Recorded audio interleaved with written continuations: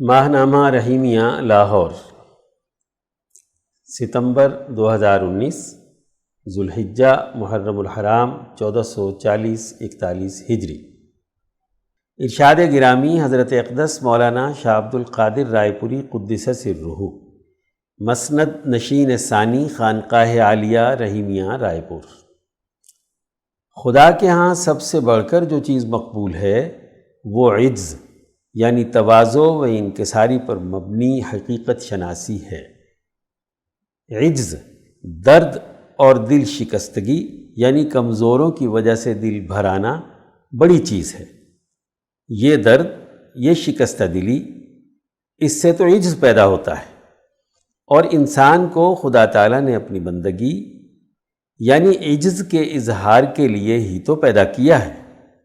اور اگر کوئی آدمی جد و جہد، جسے عبادت سے بھی تعبیر کرتے ہیں، بہت کرتا ہے، مگر یہ عجز اس میں نہ ہو تو تمام محنت یعنی طریقت کی ریاضت کسی کام کی نہیں، اور اگر یہ ہو تو پھر زیادہ محنت کی بھی ضرورت نہیں۔ سیکشن درس قرآن، عنوان تمام معاشی وسائل کل انسانیت کے لیے ہے۔ تفسیر شیخ التفسیر مفتی عبد الخالق آزاد رائے پوری۔ بسم اللہ الرحمن الرحیم۔ هو الذی خلق لکم ما فی الارض جمیعا ثم استوى الی السماء فسواہن 7 سماوات وہو بکل شیء علیم۔ ترجمہ: وہی ہے جس نے پیدا کیا تمہارے واسطے جو کچھ زمین میں ہے سب، پھر قصد کیا آسمان کی طرف، سو ٹھیک کر دیا ان کو 7 آسمان، اور خدا تعالیٰ ہر چیز سے خبردار ہے۔ گزشتہ آیت میں بتلایا گیا تھا کہ تم لوگ موت و حیات کے کئی مراحل سے گزرو گے۔ ان تمام مراحل میں کامیابی کے لیے ضروری ہے کہ اللہ تبارک و تعالیٰ کی طرف اخلاص سے رجوع کیا جائے اور اس کی طرف سے خلافت کی مفوضہ ذمہ داریوں کو درست طور پر ادا کرنے کی استعداد پیدا کی جائے۔ اس آیت مبارکہ میں یہ واضح کیا جا رہا ہے کہ زمین کے تمام معاشی وسائل تمہارے لیے پیدا کیے گئے ہیں۔ ذات باری تعالیٰ کی تجلیات سے آسمان کی توانائیاں ان تمام زمینی وسائل سے استفادے کا موقع فراہم کر رہی ہے۔ آسمان اور زمین کی تخلیق انسانیت کے نفع کے لیے کی گئی ہے، تاکہ انسان زمین میں موجود معاشی وسائل کو استعمال میں لا کر اللہ کی خلافت کا نظام قائم کرے، اللہ کی عظمت اور جلالت شان اس دنیا میں قائم کرنے کے لیے کام کرے۔ هو الذی خلق لکم ما فی الارض جمیعا۔ خلافت ارضی کی ذمہ داریوں کو نبھانے کے لیے سیاسی طاقت کی ضرورت ہوتی ہے، اور اجتماعی معاشی وسائل کی طاقت و قوت کے بغیر سیاسی طاقت وجود میں نہیں آتی۔ اس لیے خلافت کی ذمہ داریوں کو پورا کرنے کے لیے معاشی وسائل کی تخلیق اور ان میں تمام انسانوں کے لیے حق معیشت میں مساوات کا اعلان کیا جا رہا ہے۔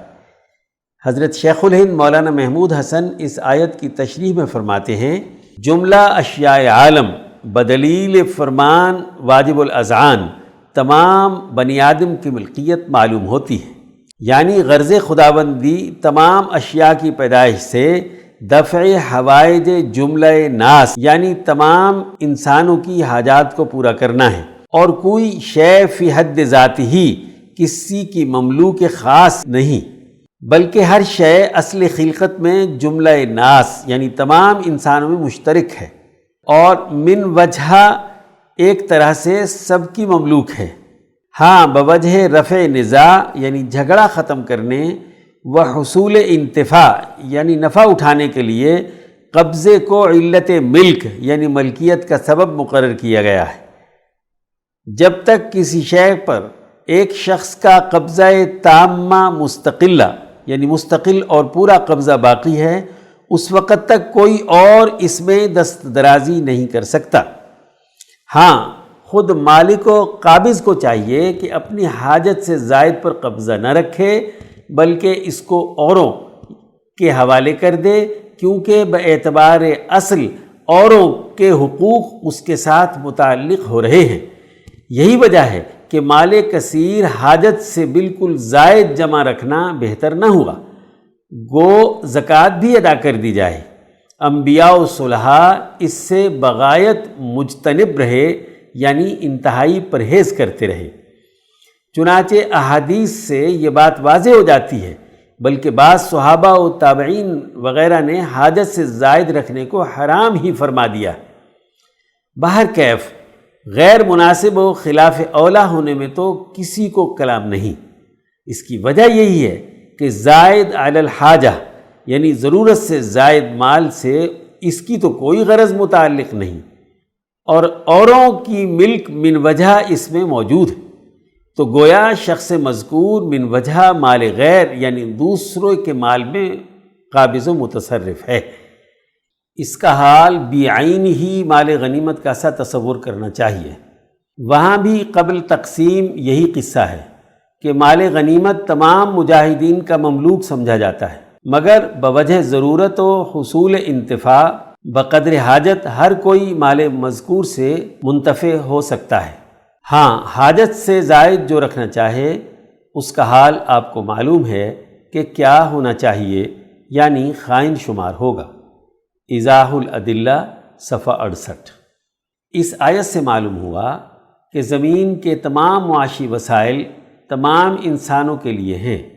جو لوگ اقتدار پر قابض ہو کر معاشی وسائل کی غیر منصفانہ تقسیم کرتے ہیں، وہ انسانیت پر ظلم کرتے اور فساد مچاتے ہیں۔ ایسے لوگ اہلیت نہیں رکھتے کہ وہ انسانوں پر حکومت کریں۔ اس لیے ضروری ہے کہ زمین پر موجود تمام وسائل سے تمام انسان یکساں اور مساوی طور پر فائدہ اٹھائیں، اور اپنی اجتماعی طاقت اور قوت پیدا کر کے قومی حکومت اور بین الاقوامی خلافت قائم کرنے کی اہلیت اور صلاحیت پیدا کریں۔ ثم استوى الى السماء فسواهن سبع سماوات۔ اللہ تبارک و تعالی نے پہلے زمین تخلیق کی، پھر 7 آسمان بنائے، پھر ان کا بہترین نظم و نسق قائم کرنے کے لیے اپنی تجلی آسمانوں پر ڈالی۔ جیسے اللہ تبارک و تعالی اس پوری کائنات کا نظام بہترین نظم و نسق کے تحت چلا رہا ہے، اسی طرح اللہ چاہتا ہے کہ زمین کے ایک محدود دائرے میں انسان اللہ کا نائب اور خلیفہ بن کر اسی طرح کا نظم و نسق قائم کرے۔ عدل و انصاف، امن و امان اور معاشی خوشحالی سیاسی طاقت اور قوت کے ذریعے سے اس کے دین کو غالب کرنے کے لیے کردار ادا کرے۔ اس طرح انسانیت کو اللہ سے جوڑنے اور اس کی محبت اور عظمت اپنے دل میں پیدا کرنے کے لیے انتہا درجے کی جد و جہد اور کوشش کرے۔ فسق و فجور، معاہدات کی خلاف ورزی، رشتہ داروں کے حقوق توڑنے اور زمین میں فساد مچانے سے باز آئے۔ سچی خدا پرستی اور انسان دوستی کا راستہ اختیار کرے۔ اللہ سے سچے تعلق کا نتیجہ یہی ہونا چاہیے کہ وہ انسان دوستی کے لیے کردار ادا کرے۔ وَهُوَ بِكُلِّ شَيْءٍ عَلِيمٌ۔ انسانی معاشروں میں خلافت کا بہترین نظام قائم کرنے کے لیے صحیح علم و فکر کی بھی ضرورت ہوتی ہے۔ اللہ تبارک و تعالی کا علم بڑا وسیع ہے۔ دنیا میں موجود تمام چیزوں سے متعلق علوم کا اصل مرکز اور منبع وہی ذات ہے، اس لیے اس باخبر اور علیم ذات کے ساتھ انسان کی وابستگی ضروری ہے تاکہ وہ علوم کے اس منبع سے فیض یاب ہو۔ قرآنی تعلیمات اسی منبع علم سے نازل ہوئی ہے، اس لیے قرآنی تعلیمات کی روشنی میں اپنے علم و فکر، سیاست و معیشت کے انداز و اسلوب کو درست کیا جائے اور ان تعلیمات سے بہرہ ہو کر خلافت عرضی کے قیام کے لیے جد و جہد اور کوشش کی جائے۔ سیکشن درس حدیث، عنوان یتیم کی کفالت کا اجر، تحریر مولانا ڈاکٹر محمد ناصر جھنگ۔ عن سہل بن سعد قال قال رسول اللہ صلی اللہ علیہ وسلم انا وکافل الیتیم لہ ولغیرہ فی الجنۃ ہکذا واشار بالسبابۃ والوسطی وفرج بینہما شیئا۔ صحیح بخاری حدیث نمبر 5659۔ حضرت سہل بن سعد رضی اللہ عنہ سے روایت ہے، کہتے ہیں کہ رسول اللہ صلی اللہ علیہ وسلم نے فرمایا، میں اور یتیم کا پالنے والا، خواہ وہ یتیم اپنے گھرانے کا ہو یا غیر ہو، جنت میں اس قدر قریب ہوں گے جیسے یہ 2 انگلیاں۔ آپ نے یہ کہہ کر اپنی پہلی اور درمیان والی دونوں انگلیوں میں تھوڑا سا فاصلہ رکھ کر اٹھا کر دکھائیں۔ نبی کریم صلی اللہ علیہ وسلم نے فرمایا کہ میں اور یتیم کی کفالت کرنے والا قیامت کے دن اتنے قریب ہوں گے جتنی کہ 2 انگلیاں آپس میں۔ نابالغی کی عمر میں جس بچے کا والد فوت ہو جائے اس کو یتیم کہتے ہیں۔ یتیم دینی تربیت اور مادی وسائل کی فراہمی سے محروم ہو جاتا ہے، اس بنا پر وہ نہایت ہی قابل رحم ہوتا ہے۔ رسول اللہ صلی اللہ علیہ وسلم نے اس صورتحال کی نزاکت کا احساس دلانے، اس کی تربیت اور اس کے مسائل کو حل کرنے والے کے لیے بہت بڑے اجر کا ذکر کیا ہے، جو کسی بھی مسلمان کی ساری زندگی کا حاصل اور آخرت کی نہ ختم ہونے والی زندگی کا قابل رشک نتیجہ ہے۔ دین اسلام دین انسانیت ہے۔ اسلام نے انسانی مسائل کے حل کو عبادت اور انعامات الہی کا ذریعہ قرار دے کر انسان دوستی کا ثبوت دیا ہے۔ اس لیے اس بڑی کامیابی کو ایک ایسے عمل کے ساتھ وابستہ کیا گیا ہے جو انسانی ہمدردی اور معاشرتی فلاح کا راستہ ہے۔ یہ ایک بڑے عمل کا بڑا اجر ہے جو کسی بھی اچھے معاشرے کے اندر ہونا چاہیے۔ اس حدیث مبارکہ سے یہ بات سمجھ میں آتی ہے کہ جب اللہ کا رسول معاشرے کے ایک کمزور فرد کے بارے میں اتنا فکر مند ہے تو رسول اللہ ان لوگوں سے بھی روز قیامت یقیناً خوش ہوں گے جو ایسے معاشرے میں جد و جہد کرتے ہیں کہ جس کی اکثریت بے سہارا ہو جائے، ان کے معاشی اور دنیاوی حقوق کو پورا کرنے والے غافل ہو جائیں، ایک ایسا نظام اور معاشرہ قائم ہو جائے جو بے رحم، ظالم اور انسانوں کے مسائل اور اخروی فلاح سے بے خبر ہو۔ ایسی صورت میں وہ لوگ جو معاشرے کے بے بس اور مجبور و مقہور لوگوں کی مدد کے لیے مستعد ہوں گے اور ان کے مسائل حل کرنے کی ذمہ داری نبھائیں گے تو اللہ ان سے خوش ہو کر انہیں انعامات سے نوازیں گے۔ آج سرمایہ داری نظام کے طبقاتی ڈھانچے کے سبب ہمارے معاشرے کی اکثریت بے سہارا یتیم کی حالت زار سے دوچار ہے۔ ایسے میں حضور اکرم صلی اللہ علیہ وسلم کی قربت اور اللہ تعالیٰ کی رضا کے حصول کا بہترین ذریعہ اس ظالمانہ اور طبقاتی نظام کے خلاف جد و جہد ہے تاکہ خدا کی مخلوق اسلام کے عادلانہ معاشی نظام کے زیر سایہ امن و چین کی زندگی گزار سکے۔ سیکشن صحابہ کا ایمان افروز کردار، عنوان حضرت عثمان بن عفان اور معاشی وسائل، تحریر مولانا قاضی محمد یوسف حسن ابدال۔ مدینہ منورہ عہد نبوی کی نئی ریاست ہے۔ حضرت عثمان جیسے لوگ اپنے مال کو ریاست کے اجتماعی تقاضوں کے مطابق صرف کرتے ہیں، جس سے عوامی حقوق کی ادائیگی آسانی کے ساتھ ممکن ہو جاتی ہے۔ آپ نے ہجرت مدینہ کے بعد عوام کے لیے میٹھے پانی کے مسئلے کو محسوس کیا کہ اس سہولت کی عدم دستیابی مدینے کے عوام کے لیے بڑا مشکل مرحلہ ہے، جبکہ مدینے میں میٹھے پانی کا صرف ایک ہی کنواں تھا جو کہ ایک یہودی کی ملکیت تھا اور وہ پیسوں سے پانی فروخت کرتا تھا۔ حضرت عثمان نے اس سے کہا کہ یہ کنواں فروخت کر دو۔ اس نے کہا یہ میرا کاروبار ہے، میں فروخت نہیں کرتا۔ فرمایا چلو قیمت پوری لے لو اور آدھا کنواں فروخت کر دو۔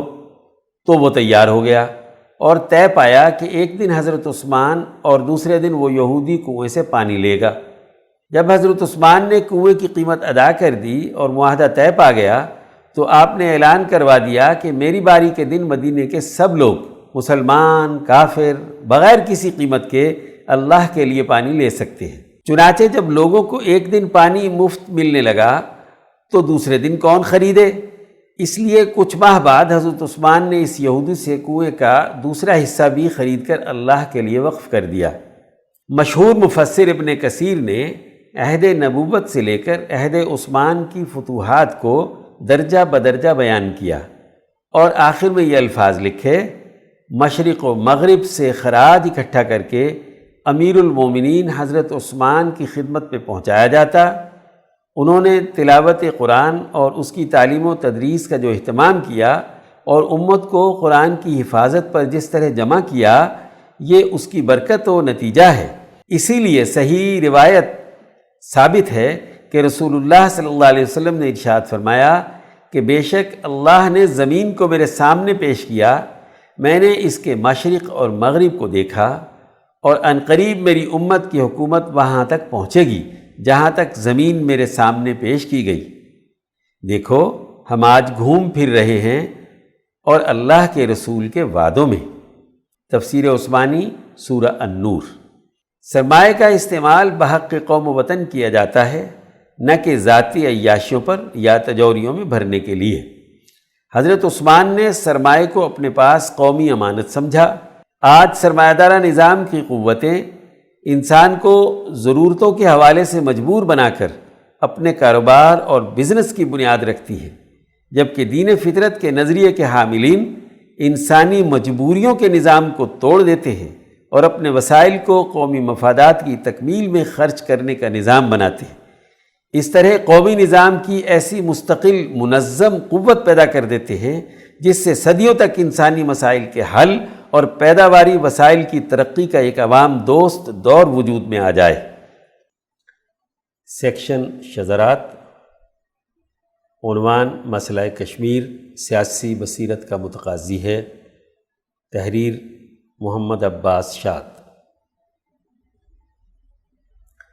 اس وقت کشمیر دنیا کی توجہ کا مرکز بنا ہوا ہے۔ خصوصاً ہندوستان اور پاکستان کے میڈیا پر کشمیر ہاٹ ایشو ہے۔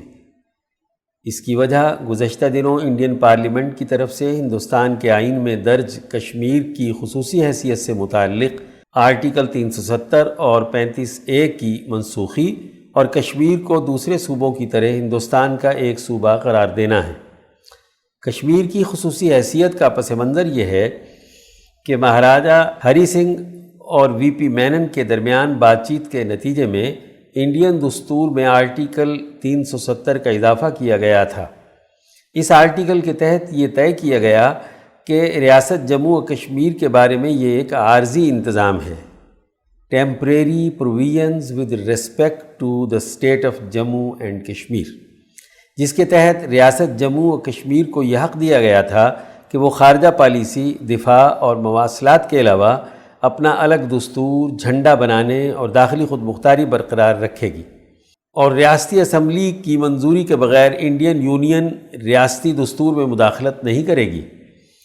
جبکہ 14 مئی 1954 عیسوی کو صدارتی فرمان کے ذریعے آرٹیکل 35A کے تحت ریاست جموں و کشمیر کی قانونی اسمبلی کو یہ حق دیا گیا کہ وہ کشمیری شہریت دینے کا فیصلہ کرنے کی مجاز ہوگی، اور کوئی انڈین شہری جس کے پاس کشمیر کی شہریت نہیں ہوگی وہ ریاست جموں و کشمیر میں جائیداد کی خرید و فروخت نہیں کر سکے گا، اسے ووٹ دینے اور الیکشن لڑنے کا حق حاصل نہیں ہوگا، ہائر ایجوکیشن اور ہیلتھ کیئر سے فائدہ نہیں اٹھا سکے گا۔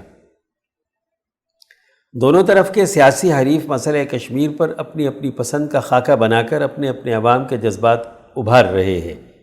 گزشتہ پون صدی سے یہی فضا قائم ہے۔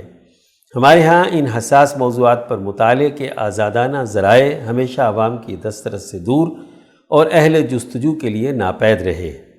کسی بھی مسئلے میں جب تک تصویر کے دونوں رخ نہ دیکھ جائیں تو منظر واضح نہیں ہوتا، اور کسی حالیہ منظر کو دیکھنے کے لیے اس کا پس منظر دیکھنا بھی انتہائی اہم ہوتا ہے۔ اس مسئلے پر گزشتہ ایک صدی میں مختلف پہلوؤں سے لکھا جانے والا لٹریچر بہت ہی اہم ہے، اور اس مسئلے کے تمام کرداروں ڈوگرا راج، انگریز، نیشنل کانفرنس، مسلم کانفرنس، انڈین نیشنل کانگریس، مسلم لیگ اور اقوام متحدہ کے ترجمانوں کی تحریریں ریکارڈ کا حصہ بن چکی ہیں۔ لیکن پاکستان میں ایک خاص فضا نے تحقیق اور ریسرچ کے دائرے کو بھی اپنے حصار میں لے رکھا ہے، جس کی وجہ سے عموماً لوگ کھلے اور آزاد ذہن سے سوچنے کے عادی نہیں رہے۔ دوسری جنگ عظیم کے بعد استعمار نے جن خطوں سے قومی تحریکات آزادی یا بین الاقوامی حالات کے جبر کی وجہ سے انخلا کیا، تو وہاں کی جغرافیائی نوعیتوں کو سامنے رکھتے ہوئے استعمار نے اپنی مستقبل کی حکمت عملی کے لیے خطے کی اقوام کے علی الرغم اقدامات کیے۔ کہیں خطے کو تقسیم کر کے نئے ملک بنائے، کہیں سرحدوں کو متنازع بنایا، اور کہیں اپنی مستقبل کی حریف قوتوں سے نمٹنے کے لیے بظاہر انخلا کے باوجود اپنا اثر و رسوخ باقی رکھا۔ ہندوستان سے انخلا کے وقت انگریزوں کی خواہش تھی کہ یہاں کی 562 ریاستوں کو وہ آزاد ممالک کے طور پر آزاد کرے اور یہ شاندار تاریخ رکھنے والا خطہ ہمیشہ آپس میں برسر پیکار رہے اور دوبارہ قوت بن کر نہ ابھر سکے۔ ان ریاستوں کے راجاؤں کی بھی یہی خواہش تھی کہ وہ اپنے نوابی اطوار و اختیارات چھن جانے کو موت سمجھتے تھے، لیکن اس ملک کی قومی آزادی کے سرخیل شخصیات نے انگریزوں کی اس چال کو ناکام بنا دیا اور ریاستوں کے لیے آئینی طور پر وجود میں آنے والے دو ملکوں پاکستان اور ہندوستان میں سے کسی ایک کے ساتھ الحاق کو ضروری قرار دے دیا۔ انگریزی عہد کی نوابی ریاستوں میں انسانی حقوق کی حالت زار اور انگریز بیوروکریسی کی حاشیہ برداری کی تفصیلات دیوان سنگھ مفتون کی معروف کتاب ناقابل فراموش میں ملاحظہ کی جا سکتی ہے۔ پاکستان کے ساتھ کشمیر کے الحاق کے کئی مواقع ہماری لیڈرشپ نے اپنے جذباتی پن، حکمت سے گریز اور معاملہ نافہمی سے گنوائے ہیں، ورنہ کشمیر کے پاکستان کے ساتھ فطری الحاق کو بقول شیخ عبداللہ بہت سے ہند پارلیمنٹ کے ممبر بھی تسلیم کرتے تھے۔ شیخ عبداللہ لکھتے ہیں، ہند پارلیمنٹ کے ممبر اور ہندو مہاسبھا کے رکن رکین NC چٹرجی نے اپنے ایک تازہ مضمون میں ذیل کے الفاظ میں اس کا ذکر کیا ہے۔ ریاست جموں و کشمیر کا جغرافیائی محل وقوع ایسا تھا کہ وہ ہر طرف سے تازہ پیدا شدہ سلطنت پاکستان کی حدود سے گھری ہوئی تھی۔ کشمیر کا بیرونی دنیا کے ساتھ واحد تعلق جہلم ویلی روڈ کے ذریعے تھا جو براستہ راولپنڈی پاکستان سے ہو کر گزرتی تھی۔ ریلوے لائن کا واحد تعلق جو ریاست کشمیر کو بیرونی دنیا سے جوڑ سکتا تھا وہ پاکستان میں واقع شہر سیالکوٹ سے ہو کر گزرتا تھا۔ ریاست کے ڈاکخانہ جات اور سلسلہ تار کا عمل دخل بھی ان علاقوں سے وابستہ تھا جو یقیناً سلطنت پاکستان کی حدود میں آ چکے تھے۔ ریاست کشمیر میں درآمد ہونے والی ضروریات مثلا نمک، کھانڈ یعنی چینی، پیٹرول اور زندگی کی دوسری ضروریات انہی علاقوں سے ہو کر آتی تھیں جو پاکستان کا حصہ بننے والے تھے۔ سیاحوں کی آمد و رفت جو کشمیر کے لیے آمدن اور مالیات کا ایک بڑا ذریعہ ہے، اس کے حمل و نقل کا سلسلہ بھی براستہ راولپنڈی تھا۔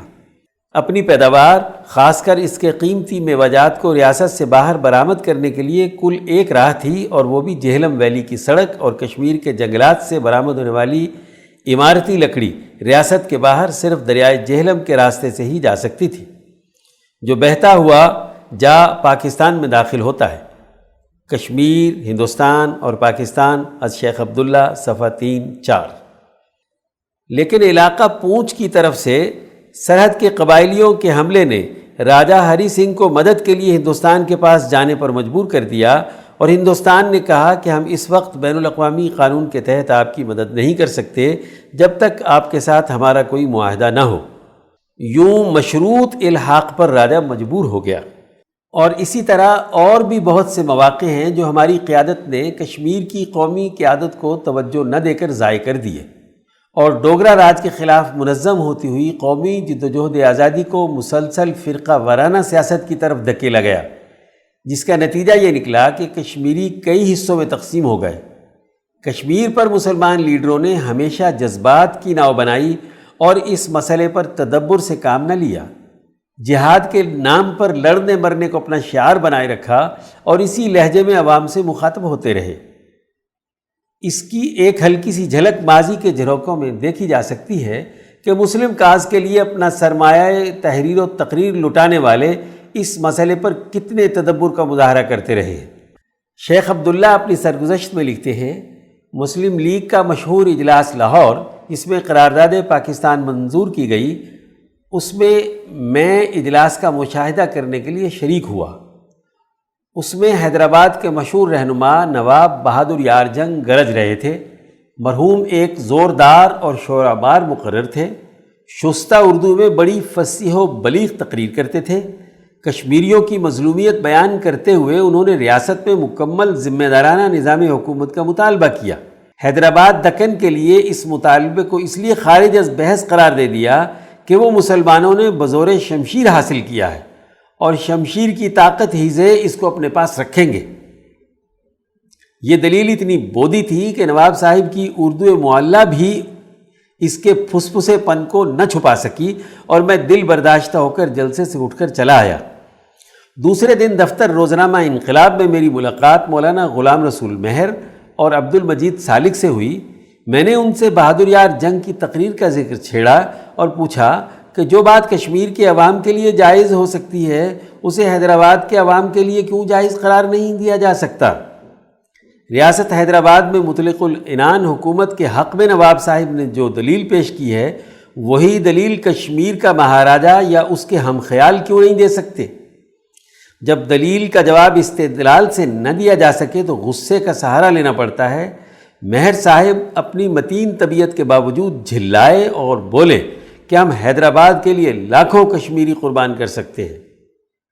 میں مہر صاحب کا احترام کرتا تھا، اس لیے بڑی نرمی سے بولا آپ ضرور کشمیری عوام کو قربان کر لیں، لیکن کیا خود کشمیری عوام بھی اس کے لیے تیار ہوں گے؟ مہر صاحب سے جواب تو نہ بن پڑا، لیکن دونوں اصحاب کے چہرے پر ناگواری کے آثار ضرور آئے اور میں نے قطع کلام کرنے کو ہی مناسب خیال کیا۔ آتش چنار، سرگزشت شیخ عبداللہ، صفحہ 256 257۔ ہمارے لیڈروں نے ہمیشہ کشمیری عوام کو نظر انداز کیا اور وہ کشمیر کے عوام کے بجائے اپنی انا کا مقدمہ لڑتے رہے، جس سے عوام پس منظر میں چلے گئے اور دو قومی نظریے کی بنیاد پر تخلیق کیا گیا تصور حقوق و برتری اوپر آتا چلا گیا۔ حالانکہ کشمیر میں دو قومی نظریے کی سیاست کی نفی خود بانی پاکستان کر چکے تھے۔ اس سوچ نے ہمیں کشمیر کے مسئلے کو حل کرنے کی سائنس سے بہت دور جا پھینکا۔ آج پاکستان میں عوام کے ہاں مقبول نعرے لیتے رہیں گے کشمیر، کشمیر بنے گا پاکستان، ہندو بنیے کا علاج، الجہاد الجہاد۔ کشمیر کے مسئلے پر ہمارے عوامی شعور کا اظہار ہے کہ جس علاقے کو دنیا کے قانونی فورم پر ہماری قیادت اور ریاست ایک متنازع علاقہ تسلیم کر چکی ہے، لیکن وہ اپنے عوام کی ذہنی آبیاری خالصتاً اپنے ماضی کی تاریخی جذباتیت کی بنیاد پر کر رہی ہے۔ تاریخ میں کشمیر کو ایک خود مختار ملک بنانے کا موقف بھی رہا ہے اور آج بھی گاہے گاہے یہ آواز سننے کو مل جاتی ہے، لیکن یاد رہے کشمیر ایک خود مختار ملک اہل کشمیر کی خواہ کتنی ہی جائز اور شدید خواہش ہو، لیکن بعض زمینی حقائق کی موجودگی میں دونوں ہی ملک یعنی ہندوستان اور پاکستان کے لیے کبھی بھی ممکن نہیں رہا کہ وہ اسے ایک آزاد خود مختار اور علیحدہ ملک تسلیم کر لے۔ ہاں، اگر کبھی دنیا کا نیا جغرافیہ تشکیل دینے والی قوتوں کو اس خطے کو ایک الگ ملک بنانے کی ناگزیر ضرورت پیش آ گئی تو کلچر، مذہب اور قومیت کے نام پر بہت سے جواز تراشے جا سکتے ہیں اور اسے ایک الگ ملک کے طور پر بین الاقوامی برادری کا حصہ بنایا جا سکتا ہے۔ اب اس مسئلے کا اونٹ ایک خاص کروٹ بیٹھ چکا ہے اور اسے اسی نہج پر آگے بڑھنا ہے۔ شاید وہ ہماری سوچ اور مزعومہ خواہشات کے مطابق تو نہ ہو، لیکن زمینی حقائق سے قریب تر بتایا جاتا ہے۔ یاد رہے، دنیا اس مسئلے کو ہماری آنکھ سے نہیں بلکہ تاریخی اور معروضی حقائق کے تناظر میں زیادہ دیکھتی ہے۔ اسی لیے اس مسئلے پر دنیا ہماری بجائے اپنا وزن دوسرے پلڑے میں ڈالتی ہے۔ عالمی طاقتوں کے درمیان کشمکش کا ترازو بدل جانے سے دنیا مسلسل تبدیلیوں کی زد میں ہے۔ جن پیمانہ برداروں نے دنیا میں اپنے اتحادیوں کو بندوقیں تھمائی تھیں، اب وہ خود ان سے واپس لے رہے ہیں۔ پاکستان میں مسلح جماعتوں کے پر اسی حکمت عملی کے تحت کترے گئے ہیں، اور مزید انتظار میں رہیے کس کس شاخ کو تراشا جاتا ہے۔ بندوق وہی واپس لے سکتے ہیں جنہوں نے دی تھی، ورنہ کسی اور کو یہ قدرت حاصل نہ تھی۔ پہلے افغانستان میں لڑنے والے سورماؤں کو نکیل ڈالی گئی، اب کشمیر کو آزاد کروانے والے زد میں ہیں۔ قصہ مختصر اور خلاصہ کلام یہ ہے کہ ہندوستان اور افغانستان کے تجارتی تعلقات، افغانستان سے امریکی افواج کے انخلاء، سی پیک اور خطے کے متعدد دیگر ایشوز سے اب کشمیر کے مسئلے کو علیحدہ نہیں رکھا جا سکتا۔ اگر خطے کے دیگر مسائل کو حل کرنے کی بات کی جائے گی، وہاں مسئلہ کشمیر کا بھی کوئی نہ کوئی حل مقتدر قوتوں کو کرنا پڑے گا۔ یہ الگ بات ہے کہ عوام کو اس سے بے خبر رکھا جائے اور وہ حسب سابق جلسوں، جلوسوں اور ریلیوں سے اپنا دل بہلائیں اور ایک خاص ڈھب کی مردہ سیاست کے تن بدن کو نیا خون میسر آ جائے اور وہ دوبارہ سے سرگرم ہو جائے۔ مدیر۔ سیکشن افکار شاہ ولی اللہ دہلوی، عنوان وزراء اور معاونین کا طریقہ تربیت اور شعبے۔ مترجم مفتی عبدالخالق آزاد رائے پوری۔ امام شاہ ولی اللہ دہلوی حجت اللہ البالغہ میں فرماتے ہیں، معاونین کی تربیت کا نظم و نسق قائم کرنا سربراہ مملکت پر لازمی ہے کہ وہ اپنے معاونین میں سیاسی طور پر نظم و نسق قائم رکھے۔ اسے گھوڑا سدھانے والے ماہر سائنس کی طرح سیاسی طریقہ کار اختیار کرنا چاہیے۔ وہ اس طرح کہ سائنس اپنے گھوڑے سے متعلق درج ذیل امور کی پہچان رکھتا ہے۔ الف، گھوڑے کے دوڑنے کی اقسام: سرپٹ دوڑنا، درمیانی رفتار سے چلنا اور آہستہ چلنا وغیرہ اچھی عادات ہیں۔ اسی طرح گھوڑے کے دوڑنے کی بری عادات اڑیل ہونا، دوڑنے کے دوران پیچھے مڑ کر دیکھنا وغیرہ ہے۔ با، گھوڑے کو کس وقت اور کیسے غلط عادتوں سے روکنے کے لیے کس طرح کی تنبیہ کی جائے، مثلا اسے ایڑی لگانا، ڈانڈ ڈپٹ کرنا اور چابک مارنا وغیرہ۔ جیم، پھر اس کی نگرانی کرنا کہ جب بھی گھوڑا کوئی غلط حرکت کرے یا اچھی عادت کو چھوڑے تو اسے ایسی تنبیہ کرنا جس سے اس کی طبع مطیع اور فرمانبردار بن جائے اور اس کی طبیعت کی تیزی ٹوٹ جائے۔ دال، گھوڑے کو پریشان کرنا مطلوب نہ ہو کہ وہ سزا کے مقصد کو نہ سمجھ سکے، بلکہ اس میں جو اچھی عادت مطلوب ہے وہ اس کے سامنے آ جائے اور اس کے دل میں اچھی طرح بیٹھ جائے اور بری عادت پر سزا کا خوف اس میں پیدا ہو جائے۔ ہاں، پھر جب اس میں مطلوبہ عادات پیدا ہو جائیں اور بری عادتیں چھوٹ جائیں تو ان کی ریاضت اور تربیت چھوڑنا مناسب نہیں ہے، یہاں تک کہ اس کی تربیت کے مطلوبہ مقاصد گھوڑے کی پختہ عادات اور بنیادی خلق میں سے بن جائے۔ اس کی عادت کچھ اس طرح سے ہو جائے کہ اگر ڈانٹ ڈپٹ نہ بھی کی جائے تو وہ اپنی عادت کے خلاف کبھی معمولی سا میلان بھی ظاہر نہ کرے۔ بالکل اسی طرح انتظامی جماعتوں کی تربیت کرنے والے منتظم پر لازم ہے کہ وہ الف، سب سے پہلے نظم و نسق کے مطلوبہ طریقوں کا علم حاصل کرے کہ انتظامیہ سے کون سے کام لینا مطلوب ہیں اور انہیں کن کاموں سے روکنا ضروری ہے۔ با، ان امور سے واقفیت حاصل کرے جن کے ذریعے سے مطلوبہ تنظیمی صلاحیت کے حامل افراد کو غلط کاموں پر متنبہ کرنا ضروری ہے۔ جیم، نظم و نسق قائم کرنے والے کی شان یہ ہونی چاہیے کہ وہ ہمیشہ ان امور کو پیش نظر رکھے اور ماتحت انتظامیہ کو من مانی کرنے کی مہلت نہ دے۔ سربراہ مملکت کے معاونین اور وزراء کی تعداد۔ سربراہ مملکت کے معاونین کو کسی مخصوص تعداد میں بند نہیں کیا جا سکتا۔ مملکت کی انتظامی ضروریات میں تغیر و تبدل کی وجہ سے ان کی تعداد میں کمی زیادتی ہو سکتی ہے۔ بعض اوقات ایک کام کے لیے 2 معاونین ضروری ہوتے ہیں، بعض اوقات 2 کاموں کے لیے 1 معاون کافی ہوتا ہے۔ کم از کم 5 معاونین ضرور ہونے چاہیے۔ 1 قاضی، عدلیہ کا سربراہ۔ اس کے لیے ضروری ہے کہ الف، وہ آزاد، مرد، بالغ، عقل مند، تندرست اور معاملات کو سمجھنے والا ہو، لڑائی جھگڑوں میں دونوں فریقوں کے مکر و فریب اور دھوکے بازی کو جانتا ہو۔ با، یہ کہ وہ سخت ہو اور بردبار بھی اپنی سختی اور نرمی میں توازن رکھے۔ جیم، وہ ہر مقدمے کا 2 پہلوؤں سے جائزہ لے۔ 1، مقدمے کی اصل صورتحال معلوم کرے کہ وہ کوئی سماجی معاہدہ، دیوانی مقدمہ ہے یا ایک دوسرے پر کیا گیا ظلم یا جرم ہے، یا اس مقدمے میں دونوں طرح کی نوعیت ہے۔ 2، فریقین میں سے ہر ایک کیا چاہتا ہے اور یہ کہ ان میں سے کس کا مطالبہ زیادہ درست اور زیادہ قابل ترجیح ہے۔ دال، قاضی کو چاہیے کہ کسی ایک فریق کے حق میں لکھے گئے فیصلے کے دلائل کو اچھی طرح پرکھ لے۔ وہ دلائل ایسے ہونے چاہیے کہ 1، جن پر لوگ شک نہ کر سکیں اور ان دلائل کا تقاضا یہی واضح حکم تھا۔ 2، دوسری کوئی ایسی دلیل نہیں تھی جو کسی دوسرے حکم کا تقاضا کرتی ہو۔ 2، فوجی سربراہ، اس کے لیے یہ ضروری ہے کہ وہ الف، جنگی حکمت عملی کی تیاری کی صلاحیت رکھتا ہو۔ با، فوجی جوانوں اور بہادروں کی تنظیم اور ترتیب قائم کرنے کی صلاحیت رکھے۔ جیم، ملک کو فائدہ پہنچانے کی صلاحیت رکھنے والے افراد کی پہچان رکھتا ہو۔ دال، پیش آمدہ جنگی صورتحال کے مطابق فوجی لشکروں کی تیاری رکھے۔ ہاں، دشمن کے مکر و فریب سے باخبر رہنے کے لیے جاسوسی کا نظام قائم کرے۔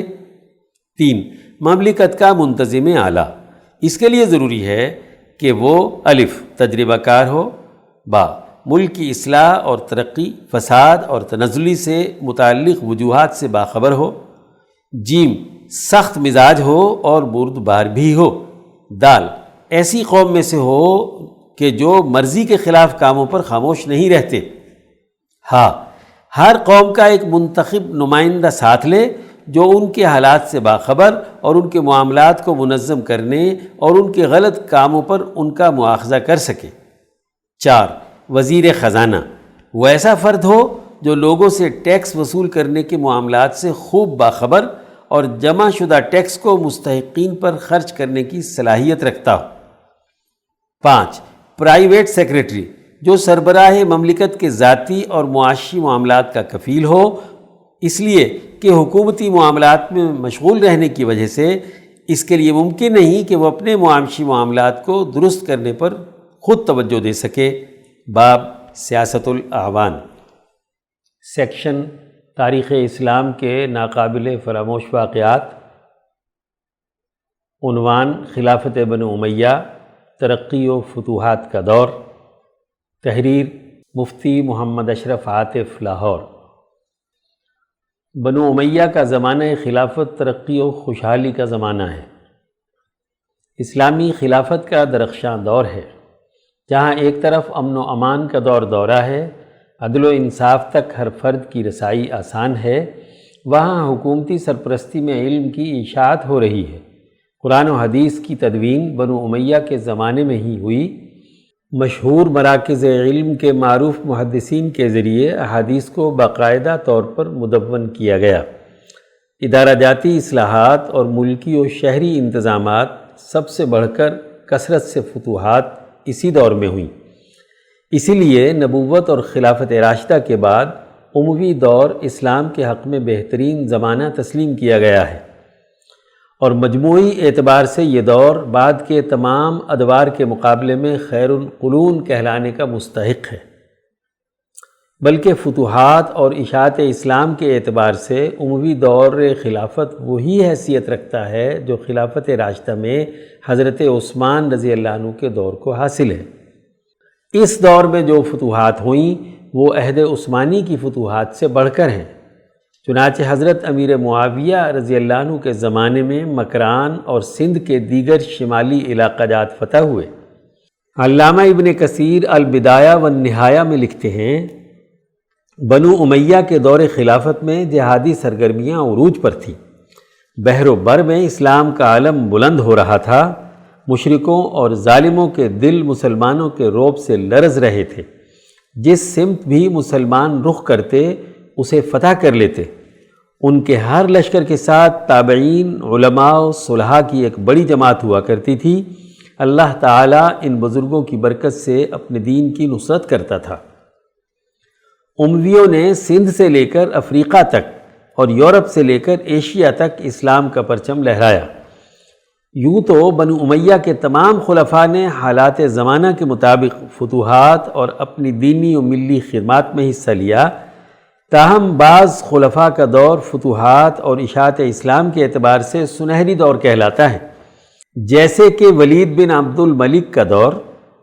اموی خلافت میں اگرچہ خلیفہ کا انتخاب و تقرر کسی حد تک شخصی تھا، مگر دیگر تمام امور و معاملات میں خلافت اسلامیہ کی شورائی و جمہوری روح کار فرما تھی۔ تقریباً تمام امور خلافت راشدہ کے طریقے پر انجام دیے جاتے تھے۔ تمام خلفاء اسلامی احکام کے پابند تھے۔ ہاں، البتہ کسی حکمران کی ذاتی زندگی میں کوئی جھول ہو سکتا ہے۔ تاریخ میں بنو امیہ کے دور کو سب سے زیادہ ہدف تنقید بنایا گیا ہے۔ وجہ اس کی یہ ہے کہ اسی دور میں اسلامی سرحدات دور دور تک پھیلی۔ یورپ کا بہت سا علاقہ مسلمانوں کے زیر نگیں آیا۔ اسپین پر بنو امیہ کی حکومت قائم ہوئی جو 800 سال تک رہی۔ اس دور میں مسلمانوں نے علم و عمل کی شمع روشن کی، علمی و تحقیقی ادارے قائم کیے۔ یورپ جو اس وقت جہالت کی تاریکی میں ڈوبا ہوا تھا، وہاں کا نوجوان حصول علم کے لیے قرطبہ و غرناطہ کی یونیورسٹیوں سے رجوع کرتا۔ یہ سب کچھ یورپ کو ہضم نہیں ہوا، اس لیے اس دور ترقی و کمال کو مطعون کیا گیا اور اس دور کی معمولی خامیوں اور کوتاہیوں کو پہاڑ بنا کر پیش کیا گیا ہے۔ سیکشن ملکی معیشت، عنوان قسمت کا ہمارا خطہ، تحریر محمد کاشف شریف راولپنڈی۔ سکھوں کے بعد سے آج تک کشمیر کی مخصوص حیثیت نے کشمیری عوام کا بھلا کیا ہو یا نہ ہو، ہاں سرحد کی دونوں جانب کشمیر کی آزادی کی مالا جپنے والوں کا خوب بھلا کیا ہے۔ چنانچہ 1,25,00,000 کے مقبوضہ کشمیر کی سالانہ پیداوار 23 ارب ڈالر ہے، جبکہ اس سے نصف آبادی کے پاکستانی آزاد کشمیر اور گلگت بلتستان کی سالانہ پیداوار 9 ارب ڈالر ہے۔ مقبوضہ کشمیر کی 69% آبادی خواندہ ہے اور پاکستانی آزاد کشمیر اور گلگت بلتستان کی 58% آبادی خواندہ ہے۔ دونوں جانب کا کشمیر اپنے اپنے وفاق میں پسماندہ خطوں کے طور پر لیا جاتا ہے۔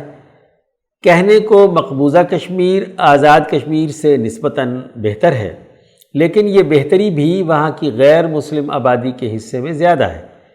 اس کی بڑی وجہ دہشت گردی اور علیحدگی پسندی کی شکل لی ہوئی تحریکات سے مسلمان ہی وابستہ ہے، اس لیے انہیں معاشی میدان میں مشکلات کا سامنا کرنا پڑتا ہے، اور دوسری جانب مفاد پرست اور بٹی ہوئی سیاسی قیادت اس صورتحال پر جلتی پر تیل کا کام کرتی ہے۔ معاشی ترقی کے لحاظ سے یہی حال پاکستانی کشمیر کا بھی ہے۔ چنانچہ کشمیری نوجوانوں کی ایک بڑی تعداد تعلیم اور روزگار کی غرض سے پاکستان کے بڑے شہروں میں قسمت آزمائی کرتی ہوئی نظر آتی ہے۔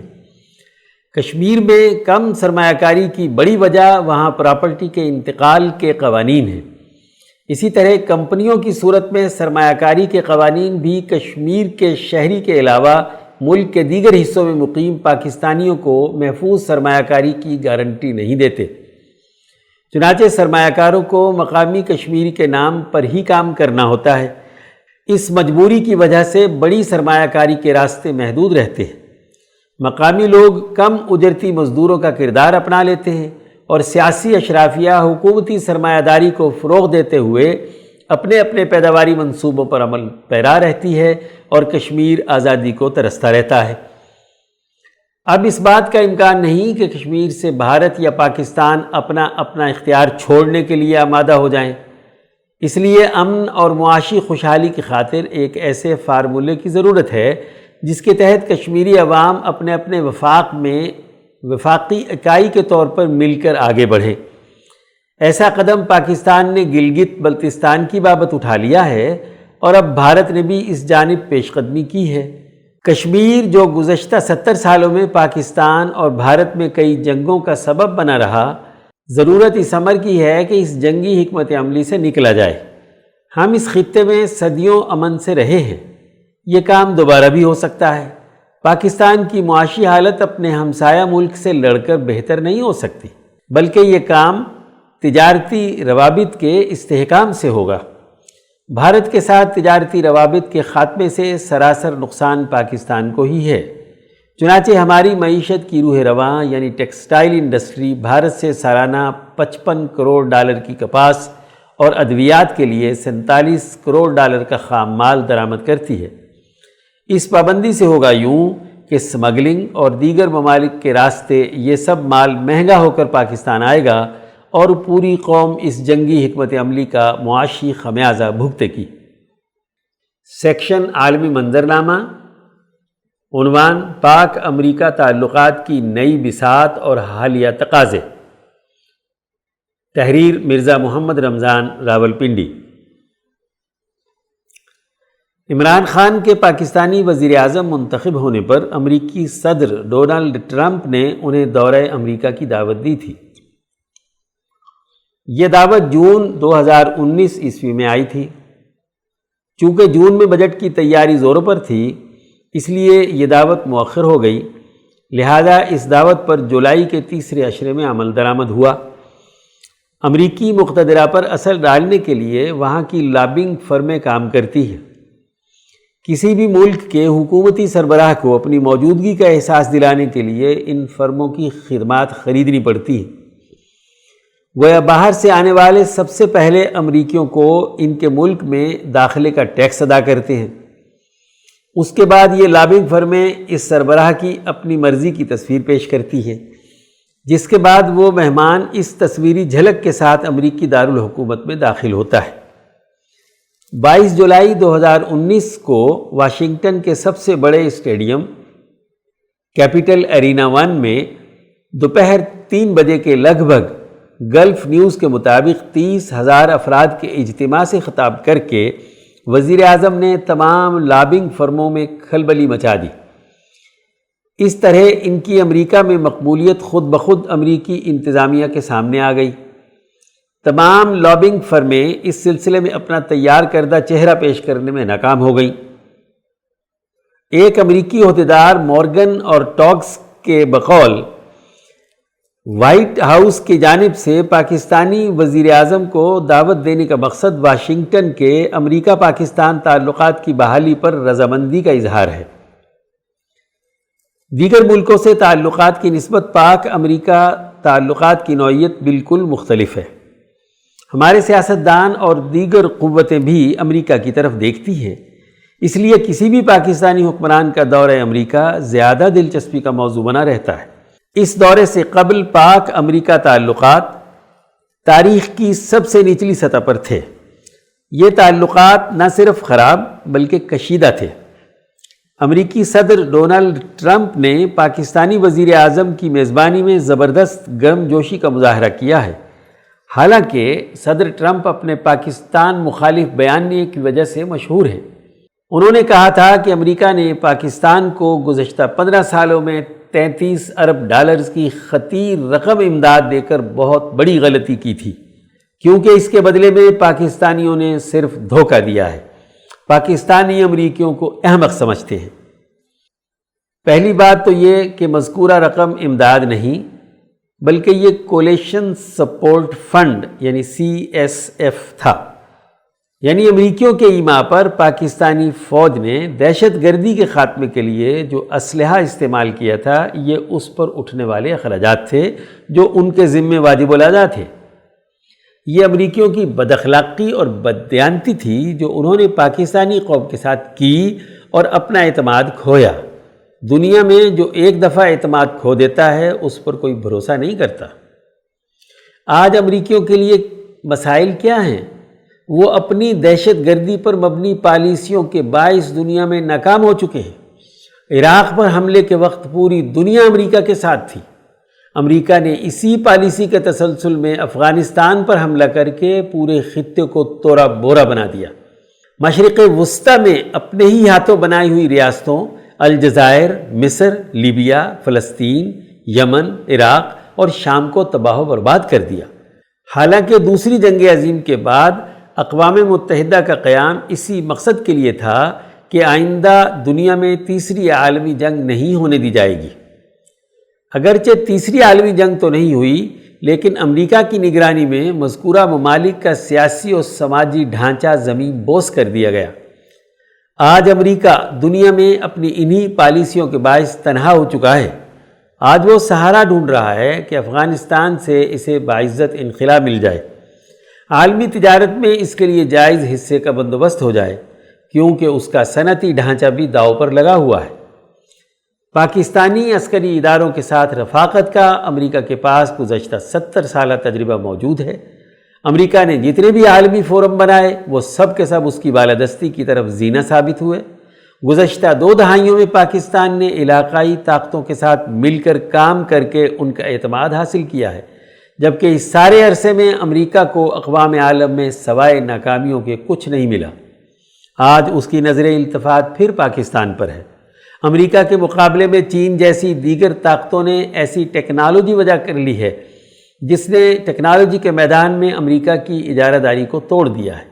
مبصرین کا کہنا ہے کہ امریکہ آئندہ 10 سالوں میں بھی اس جدید ٹیکنالوجی کا توڑ پیدا نہیں کر سکے گا، کیونکہ اگر اس کے پاس کوئی علاج ہوتا تو پاکستان کے ساتھ راہ و رسم بڑھانے کی کوشش نہ کرتا۔ افغانستان میں روس کے خلاف جنگ کے دوران امریکہ نے کبھی پاکستان کی کولیشن سپورٹ بند نہیں کی۔ آج وہ گھاٹی کے پھسلان کی ایسی ٹیک پر ہے جس کے بعد اس نے مزید نیچے ہی گرنا ہے۔ ایسی حالت میں جو بھی اس کو سہارا دینے کی کوشش کرے گا وہ بھی اسی کے ساتھ گرتا جائے گا۔ اندازہ لگایا جا رہا ہے کہ پاکستانی مقتدرہ خطے کے علاقائی ملکوں کے ساتھ اپنے تعلقات درست کر رہی ہے اور امریکہ سے بتدریج فاصلہ پیدا کرنے کی حکمت عملی پر کام کیا جا رہا ہے۔ حقیقت یہ ہے کہ اس وقت پاکستان کو علاقائی تنازعات حل کرنے کے لیے کوشاں ہونا چاہیے۔ چین، روس، افغانستان، انڈیا اور ایران ایسے ملکوں کے اجتماعی تعاون سے مسئلہ افغانستان اور مسئلہ کشمیر جیسے امور کو حل کرنے کی طرف جانا چاہیے تاکہ یہ خطہ اپنی معاشی خوشحالی اور سیاسی طاقت کے ذریعے سے دنیا میں ایک مستحکم اور مضبوط کردار ادا کرنے کی اہلیت حاصل کر سکے۔ آج تک امریکہ جیسے سامراجی ملکوں کے ساتھ تعلقات نے پاکستان کو سوائے معاشی تباہی اور سیاسی عدم استحکام کے اور کچھ نہیں دیا۔ سیکشن خطبات و بیانات، عنوان جمعۃ المبارک اور اجتماعیت، رپورٹ سید نفیس مبارک ہمدانی، لاہور۔ 12 اپریل 2019 کو حضرت اقدس مفتی عبدالخالق آزاد رائے پوری مدظ اللہ نے ادارہ رحیمیہ راولپنڈی کیمپس میں جمعے کے اجتماع سے خطاب کرتے ہوئے فرمایا: معزز دوستو، دین اسلام اپنا نظام قائم کرنا چاہتا ہے اور اس نظام کے قیام کے لیے ہی جمعے کی اجتماعیت قائم کی جاتی ہے۔ مدینہ منورہ میں جب حضور اکرم صلی اللہ علیہ وسلم تشریف لائے تو آپ نے اپنی ریاست کی تشکیل کی، اس کا نظام بنایا تو جمعے کی ادائیگی کا حکم بھی آ گیا کہ اے ایمان والو، جب جمعے کے دن نماز کی اذان ہو تو اللہ کے ذکر کی طرف دوڑو۔ گویا کہ اجتماعیت قائم کرنے کا حکم دیا گیا۔ اجتماعیت قائم ہوتی ہے اجتماعی حقوق پر بات کرنے اور اجتماعی حقوق کا شعور پیدا کرنے سے۔ اجتماعی نقطہ نظر سے انسانی مسائل زیر بحث لائے جائیں، ان پر غور و فکر کیا جائے۔ جمعہ کا خطبہ انسانوں کے اجتماعی مسائل حل کرنے کے لیے غور و فکر کی دعوت دیتا ہے۔ ذرا نبی اکرم صلی اللہ علیہ وسلم کے خطبات جمعہ کا مطالعہ کیجیے، حضرت عمر فاروق کے خطبات پڑھیے، خلفائے راشدین کے دیے ہوئے خطبات پڑھیے۔ وہ اپنے سننے والوں کے دلوں میں اجتماعیت سے متعلق سوالات ابھارتے، مسائل کی نشاندہی کرتے اور انہیں حل کرنے کی حکمت عملی سمجھاتے ہیں، کیونکہ جمعہ ایک تربیتی اجتماع ہے۔ اس سے کوئی محض مجمع اکٹھا کر کے اجتماعی طاقت کے الرغم لا یعنی قصے سنانے کا مظاہرہ مقصود نہیں ہے۔ جمعے کے اجتماع کا مقصد یہ ہے کہ اس کے ذریعے سے دین کے غلبے اور اس کی اجتماعیت کا شعور پیدا ہو، قومی آزادی کی سوچ اور حریت کا فکر سامنے آئے۔ اجتماعیت کو پیدا کرنے میں جو رکاوٹیں اور رخنہ اندازیاں ہیں ان کو سمجھا جائے کہ آخر کیا وجہ ہے کہ 150-200 سالوں سے مسلمانوں کی اجتماعیت پیدا نہیں ہو رہی، کیوں زوال پیدا ہوا، کیوں اجتماعیت پارا پارا ہوئی، کون سی قوتیں اور طاقتیں ہیں جو ہماری اجتماعیت برقرار نہیں رہنے دینا چاہتی۔ جب یہ بات کریں گے تو پھر ہمیں یہ بھی دیکھنا ہوگا کہ ہماری اجتماعیت ٹوٹی کیوں، توڑنے والے کون ہیں، کون ہمارا دشمن ہے۔ آج غلامی کے زمانے میں جمعے کا اجتماع بے نتیجہ ہو کر رہ گیا ہے۔ ہر فرد کو انفرادیت میں مبتلا کر دیا گیا ہے۔ جمعے کے خطاب میں اجتماعیت کا سبق دینے کے بجائے انفرادی نیکیوں میں الجھا دیا جاتا ہے۔ یہی اغوائے شیطانی ہے کہ انسان اجتماعیت کے تقاضوں کو نظر انداز کر دے، اجتماعی ذمہ داریوں سے روگردانی کرے، انفرادی اور شخصی تصورات میں منہمک ہو جائے۔ آج ہمیں یہ بھی دیکھنا ہے کہ وہ کون سی قوتیں ہیں جو ہماری اجتماعیت کو پارا پارا کر رہی ہیں۔ قرآن حکیم اس حقیقت کی نشاندہی کرتا ہے کہ زوال پذیر معاشروں میں اس کا بنیادی سبب ایسا فرعونی نظام ہوتا ہے جو قوموں کو تقسیم کر کے اپنی حکمرانی قائم کرتا ہے۔ اجتماعی معاشی ترقی کے لیے دستاویزی معیشت ہونا ضروری ہے۔ حضرت آزاد رائے پوری مدظ اللہ نے مزید فرمایا، ارشاد ربانی ہے کہ معاشرے میں ایسا مطمئن معاشی نظام ہو کہ ہر آدمی کی ضرورت پوری ہو۔ صحیح امن بھی اسی سے قائم ہو سکتا ہے، اور معاشی نظام تبھی درست ہوتا ہے کہ جب حکومت مالداروں سے وسائل اکٹھے کرے اور غریبوں پر خرچ کرے۔ آج معاملہ یہ ہے کہ مالدار ٹیکس دینے کے لیے تیار نہیں، جبکہ ہر غریب آدمی پر ٹیکس ہے۔ بیچارہ ایک مزدور اپنی موٹر سائیکل میں صرف 1 لیٹر پٹرول ڈلوانے پر 50-60 روپے ٹیکس دیتا ہے۔ وہ موبائل کا 100 روپے کا کارڈ ڈلواتا ہے تو 30-40 روپے اسے ٹیکس دینا پڑتا ہے۔ یہاں کے بڑے شاپنگ مالز کے مالکان جو روزانہ کئی کروڑ کی سیل کرتے ہیں، وہ جھوٹ بول کر اپنے پورے سال کی سیل 50 لاکھ بتاتے ہیں، اور اس جھوٹ بولنے کے باقاعدہ ادارے اور چارٹرڈ اکاؤنٹنٹ فرمیں ہیں جو ان مالداروں کی دولت کو چھپانے کے لیے کام کرتی۔ کچھ روز پہلے فیصل آباد کے ایک دوست نے بتایا کہ ہمارے ہاں کپڑے کا ایک متوسط تاجر روزانہ 1 کروڑ کی سیل کرتا ہے، جبکہ وہ 50 لاکھ سالانہ کی ریٹرن جمع کراتا ہے۔ یہ صرف ایک دکاندار کی بات ہے، جبکہ فیصل آباد، لاہور اور دیگر شہروں کی بڑی مارکیٹوں میں پورے کا پورا کاروبار بغیر کسی دستاویز کے کیش اور پرچی پر چل رہا ہے۔ اب جب باقاعدہ بغیر تحریری دستاویز کے کاروبار ہوگا، جس کے نتیجے میں بہت کم ٹیکس حکومت کو دیا جائے گا، اسی کے مطابق ملک کی معاشی صورتحال کا جائزہ لیا جائے گا۔ بینکوں سے پیسہ نکال کر سارا کاروباری طبقہ کیش پر کام کر رہا ہو تو بینکوں کے کاغذات تو یہی شو کریں گے کہ ملک دیوالیہ ہونے کے قریب ہے، پیسہ ہے ہی نہیں۔ ٹیکس سے بچنے کے لیے تاجر کاروباری ٹرانزیکشن کی تحریری دستاویز درست طور پر لکھ کر دینے کے لیے تیار نہیں، بلکہ آج ساری کی ساری معیشت ادھار پر ہے۔ کسی بھی مالیاتی ٹرانزیکشن میں اگر ادھار آ جائے تو اس کی تحریری دستاویز کا ہونا ضروری ہے۔ اس حوالے سے قرآن حکیم کہتا ہے کہ اے ایمان والو، جب تم آپس میں کسی وقت مقرر تک ادھار کا معاملہ کرو تو اس کو لکھ لیا کرو، اور چاہیے کہ لکھ کر دے تمہارے درمیان کوئی انصاف سے لکھنے والا۔ لکھوانے والا صحیح لکھوائے اور لکھنے والا صحیح لکھے۔ جو گواہ بنایا جائے وہ گواہی سے انکار نہ کرے۔ اس طرح پورا ڈاکومنٹ تیار ہونا چاہیے۔ آپ بتائیں کہ ہمارے معاشرے میں کوئی صحیح لکھتا ہے؟ سسٹم کی خرابی کا اندازہ لگائیے کہ خود حکومتی ادارہ جو ریونیو کلیکشن کے لیے ہے وہ فراڈ کرتا ہے اور کراتا ہے، دھوکہ دیتا ہے، غلط حسابات اور دستاویزات قبول کرتا ہے۔ اس کی بنیادی وجہ پچھلے 40 سال میں فساد افغانستان اور دیگر ممالک میں سامراجی مداخلت کے لیے دیے گئے ریال اور ڈالرز کو چھپانا تھا۔ یہاں کے مذہبی طبقے اور عسکری قیادت کو استعمال کرنے کے لیے دیے گئے ڈالر اور ریال کو کسی ٹیکس قانون کے تحت جسٹیفائی نہیں کیا جا سکتا تھا، جس کی وجہ سے ہر طبقے میں لوٹ کھسوٹ والا مافیا پچھلے 40 سال سے موجود رہا ہے۔ دستاویزی معیشت کے اصولوں کو نظر انداز کرنے کا پس منظر حضرت آزاد رائے پوری مدظ اللہ نے مزید فرمایا، 1977 عیسوی میں جنرل ضیاء کی آمد سے پہلے پاکستان ایک لیگل اور قانونی ریاست تھی۔ یہاں پر سوائے چند افراد کے لوگوں کے تمام اثاثے ڈکلیئرڈ ہوتے تھے۔ مجموعی طور پر یہاں کا بینکنگ سیکٹر، مالیاتی ڈسپلن اور اجتماعی نظام ایک درجے میں درست تھا، گو کہ سرمایہ دارانہ اصولوں پر تھا، لیکن ڈاکیومنٹڈ تھا۔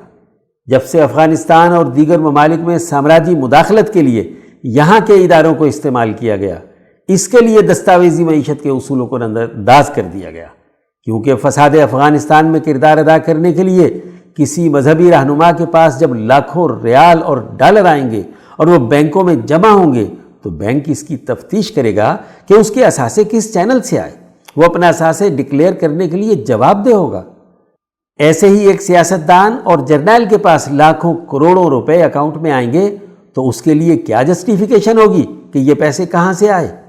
اس طرح پورے ملک میں بالخصوص پنجاب میں تاجروں کی ایسی انجمنیں پھیلائی گئیں جنہیں بغیر کسی دستاویزات کے کاروبار کرنے کی اجازت دی گئی۔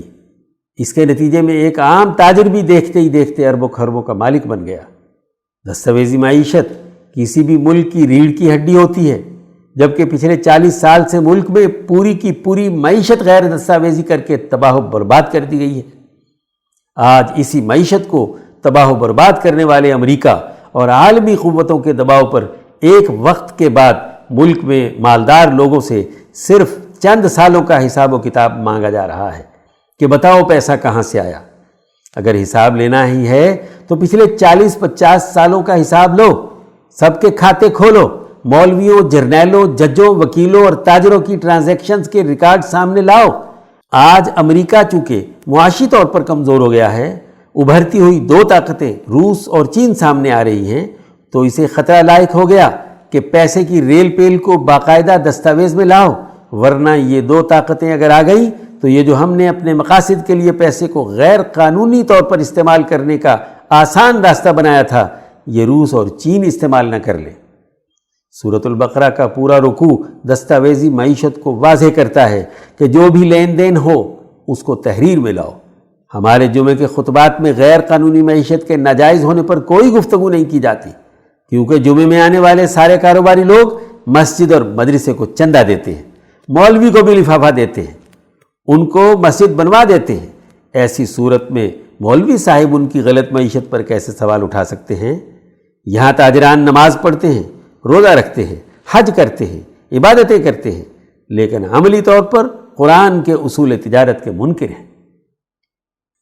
جمعے کی اجتماعیت کا حقیقی مقصد۔ حضرت آزاد رائے پوری مدظلہ نے مزید فرمایا، جمعے کا اجتماع دین کے نام پر ہوتا ہے، اور دین کے نظام کو غالب کرنے کی تدبیر سوچنا، حکمت عملی بنانا، اس کی تربیت حاصل کرنا جمعے کے اجتماع کا مقصد ہونا چاہیے، نہ کہ محض انفرادی نیکی کی تقریریں، ماضی کے قصے کہانیاں، انبیاء، صحابہ اور اولیاء اکرام کے ایسے واقعات یعنی معجزات اور کرامتیں وغیرہ سنانا جنہیں عمل میں لانا عام انسان کے بس میں نہیں ہے۔ ایسے واقعات سن سن کر ہماری قوم مزید پست ذہن بنے گی کہ عمل سے بیزار ہو کر معجزات اور کرامتوں کے انتظار اور عقیدتوں کے زوم میں مبتلا ہو جائے گی، کیونکہ انبیاء کے معجزات کبھی اسوہ حسنہ نہیں ہوا کرتے، وہ انبیاء کے ساتھ خاص ہوتے ہیں۔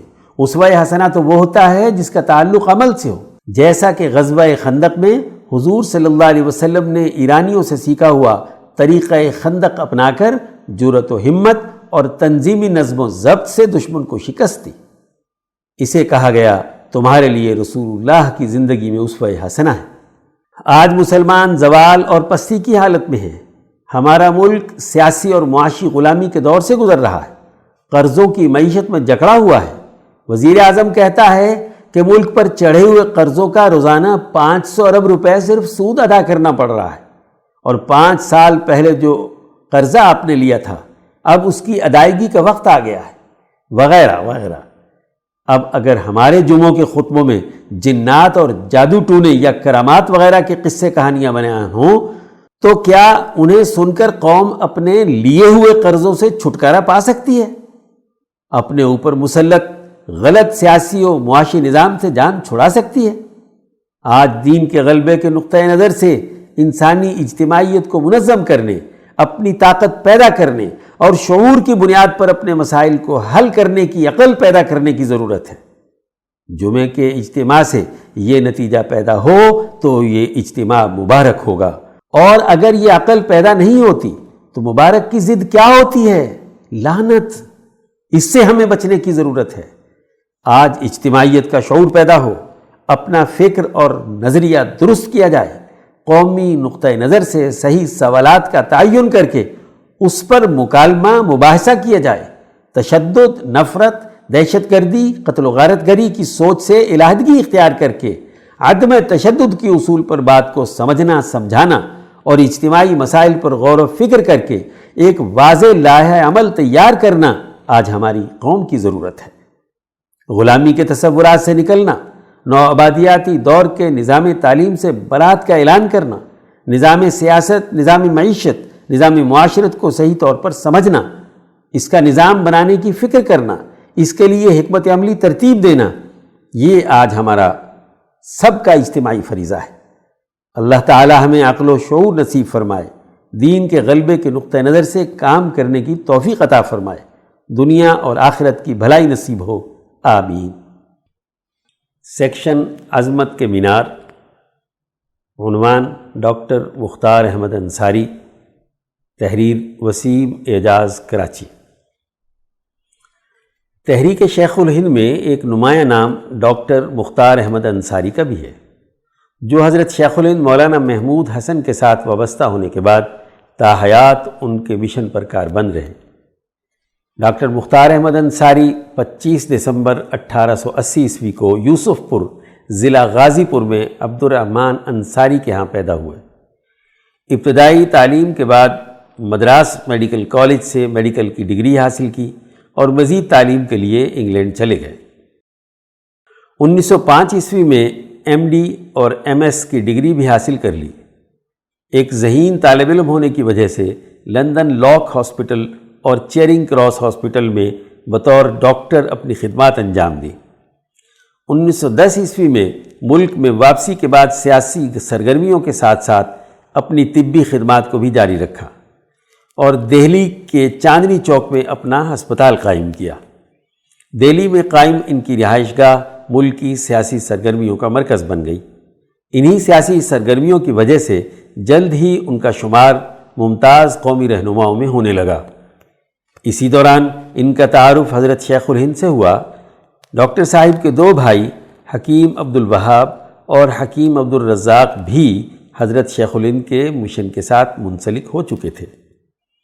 1912 عیسوی میں جنگ بلقان کے دوران ہندوستان سے ایک طبی وفد ترکی گیا تو اس وفد میں ڈاکٹر انصاری پیش تھے۔ 1913 عیسوی میں دہلی میں نظارت المعارف القرآنیہ قائم ہوئی تو حضرت ٹھیک ہے 1913 عیسوی میں دہلی میں نظارت المعارف القرآنیہ قائم ہوئی تو حضرت شیخ الہند نے امام انقلاب مولانا عبید اللہ سندھی کو دہلی بھیجا۔ وہ فرماتے ہیں کہ حضرت شیخ الہند نے جس طرح 4 سال دیوبند میں رکھ کر میرا تعارف اپنی جماعت کے ساتھ کروایا تھا، اسی طرح دہلی بھیج کر مجھے نوجوان طاقت سے ملوانا چاہتے تھے۔ اس غرض سے وہ دہلی تشریف لائے اور ڈاکٹر انصاری سے میرا تعارف کروایا۔ ڈاکٹر انصاری نے مجھے مولانا محمد علی جوہر اور مولانا ابوالکلام آزاد سے ملوایا۔ نظارت المعارف القرآنیہ دہلی در حقیقت ایک تربیت گاہ تھی، جس میں تحریک آزادی کے لیے رجال تیار کرنا مقصد تھا۔ نظارت المعارف القرآنیہ دہلی در حقیقت ایک تربیت گاہ تھی، جس میں تحریک آزادی کے لیے رجال کار تیار کرنا مقصد تھا۔ ڈاکٹر انصاری اس مرکز کے صدر کی حیثیت سے اپنی ذمہ داریاں نبھا رہے تھے۔ امام انقلاب اس مرکز کے تربیتی نگران تھے اور اس کے سرپرست حضرت شیخ الہند ہفتے میں 1 مرتبہ دہلی تشریف لاتے اور گریجویٹ طبقے کی تربیت فرماتے تھے۔ ان حالات میں ڈاکٹر انصاری کی سیاسی تربیت ہوئی۔ دہلی میں قائم ہونے والا یہ مرکز آزادی کے متوالوں کے لیے ایک خفیہ مشورہ گاہ بھی تھا۔ بر عظیم کی تاریخ میں یہ وہ دور تھا جب سیاسی سرگرمیاں اور جد و جہد آزادی اپنے عروج پر تھی۔ حضرت شیخ الہند اپنے رفقا کی مدد سے تحریک ریشمی رومال کی بنیاد رکھ چکے تھے۔ انگریز حکومت حضرت شیخ الہند کی گرفتاری کا ارادہ کر چکی تھی، جس کی خبر کسی طریقے سے ڈاکٹر انصاری کو ہوئی تو انہوں نے حضرت شیخ الہند کو بتا دیا۔ حج کے دن بھی تھے تو اس موقع سے فائدہ اٹھاتے ہوئے تحریک کی سرگرمیوں کے لیے جب حضرت شیخ الہند نے حجاز جانے کا ارادہ فرمایا تو اس سفر کا مکمل انتظام اور مصارف ڈاکٹر مختار احمد انصاری نے ادا کیے۔ حضرت شیخ الہند کی تحریک کا بنیادی مقصد چونکہ ہندوستان کی کامل آزادی کا حصول تھا، اس لیے تحریک ریشمی رومال میں امام انقلاب کے کابل اور حضرت شیخ الہند کے حجاز تشریف لے جانے کے بعد دہلی کے مرکز کی مکمل نگرانی انہوں نے فرمائی۔ حضرت شیخ الہند کی اسارت مالٹا کے دوران ڈاکٹر انصاری نے دیگر رفقا کے ساتھ مل کر انجمن اعانت نظر بندان اسلام کے نام سے ایک انجمن قائم کی، جس کا مقصد حضرت شیخ الہند اور دیگر حریت پسندوں کی رہائی کے لیے جد و جہد کرنا تھا۔ اس انجمن کا صدر دفتر دہلی اور ذیلی شاخیں پنجاب، یو پی، الہ آباد، بنارس، گورکھپور، غازی پور، مراد آباد، بریلی، لکھنؤ، بہار، کلکتہ، مدراس اور سندھ میں قائم کی گئیں۔ اس جد و جہد سے حکومت غافل نہیں تھی۔ اس نے ان پر مقدمہ چلایا اور پوچھا کہ تم لوگ حکومت کے باغیوں کی امداد کر رہے ہو؟ ڈاکٹر انصاری نے فرمایا کہ وہ ہمارے مذہبی پیشوا ہیں، اگرچہ وہ حکومت کے خلاف ہیں، اس لیے ہم ان کی حمایت کرتے ہیں۔ چونکہ ڈاکٹر انصاری قانون سے واقف تھے، اس لیے حکومت نے ان کو فوری بری کر دیا۔ یہ ڈاکٹر انصاری ہی تھے جنہوں نے اپنے سیکریٹری عبدالعلی خان رامپوری کو دیوبند اس غرض سے بھیجا کہ وہ اس تحریک کے لیے تائید حاصل کرے۔ ڈاکٹر انصاری کی بیگم صاحبہ بھی حضرت شیخ الہند سے عقیدت رکھتی تھیں۔ انہوں نے بھی ایک خط حافظ احمد صاحب محتمم دارالعلوم دیوبند کی خدمت میں ارسال کیا اور اس مسئلے کی جانب توجہ دلائی۔ اس زوردار تحریک کا اثر یہ ہوا کہ انگریز اس بات پر مجبور ہو گیا کہ حریت پسندوں کی رہائی عمل میں لائی جائے۔ حضرت شیخ الہند جب ہندوستان واپس تشریف لائے تو دہلی اسٹیشن سے ڈاکٹر انصاری کی کوٹھی دریا گنج تشریف لے گئے۔ تمام دن دور دراز سے لوگوں کی آمد کا سلسلہ جاری رہا، جن کے آرام اور ضیافت کا انتظام ڈاکٹر انصاری خود کرتے رہے۔ حضرت شیخ الہند کے قائم کردہ ادارے جامعہ ملیہ علی گڑھ بعد میں دہلی کے قیام کے بعد تمام مالی مصارف حضرت شیخ الہند کے قائم کردہ ادارے جامعہ ملیہ علی گڑھ بعد میں دہلی کے قیام کے بعد تمام مالی مصارف خلافت کمیٹی کے ذمے تھے، لیکن تحریک خلافت کے بعد جب اس ادارے کی مالی مشکلات میں اضافہ ہوا تو حکیم اجمل خان اور دیگر رفقا کے ساتھ